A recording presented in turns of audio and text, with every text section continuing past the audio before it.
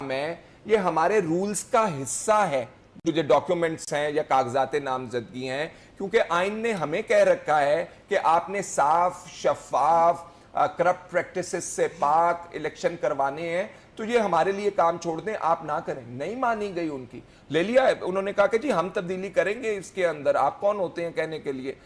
یہ اختیار جو ہے جس کے بارے میں ہم بات کر رہے تھے، ساتھ سپریم کورٹ کے بارے میں بھی ذکر کیے، جنہیں یہ ضرورت پڑ گئی کہ وہ کہیں کہ ایڈیشنل ایک بیان الفی لگا لیں آپ اس کے ساتھ، تو نہ الیکشن کمیشن کر سکا، پارلیمان نے تو چلیں جو کیا وہ ہم ڈسکس کر رہے ہیں، سپریم کورٹ کو کرنا پڑا، یہ بھی بتا دیجئے ہمیں۔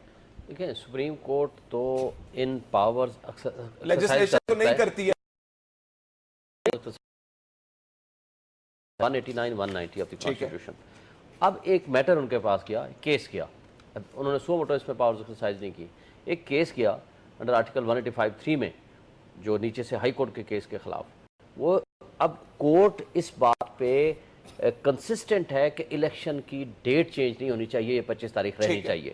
اس کی خاطر انہوں نے فار دی ٹائم بینگ وہ آرڈر بھی سسپینڈ کر دیا، انہوں نے کہا تاکہ الیکشن کمیشن کے راستے میں رکاوٹ نہ پیدا ہو۔ دوسری ریکوائرمنٹ ہے کانسٹیٹیوشن کی کہ کوئی ایسا کرپٹ آدمی یا ایسی جو انفارمیشن ہی نہ دے جس پہ اسکروٹنائز ہی نہ ہو سکے، یا جس کے اوپر اپوننٹ کینڈیڈیٹ آبجیکشن ہی نہ فائل کر سکے، تو انہوں نے کہا وہ انفارمیشن بھی ضروری ہے، جو کہ پارلیمنٹ نے غلط فیصلہ کیا۔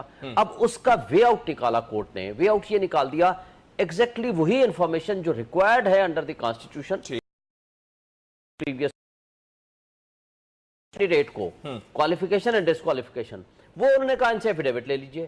اب اس سے ایفیڈیوٹ کے ذریعے تو بلکہ کینڈیڈیٹ صاحب اس میں پھنس گئے ہیں کہ وہ الیکشن جیتے یا ہاریں۔